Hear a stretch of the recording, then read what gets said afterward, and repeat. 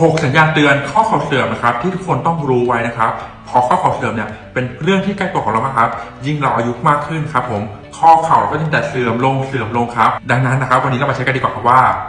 ข้อเข่าของเราใกล้เสื่อมหรือยังข้อ1นะครับเหยียดขาได้ไม่สุดครับถ้าเรายืดเข่างอเข่าได้แค่ครึ่งเดียวนะครับแปลว่าเข่าของเราเริ่มเสื่อมแล้วครับข้อ2ครับข้อเข่าฝืดครับเวลาเราหยุดเคลื่อนไหวเป็นเวลานานครับผมแล้วกลับมาเคลื่อนไหวอีกทีนึงครับรู้สึกว่าข้อเข่าจะฝืดๆนะครับโดยเฉพาะหลังตื่นนอนนะครับอันนี้ก็อาจจะแปลว่าข้อเข่าเรากำลังเสื่อมแล้วครับข้อ3ปวดเข่าเวลาเคลื่อนไหวครับข้อ4ครับมีเสียงดังกรอบแกรบครับ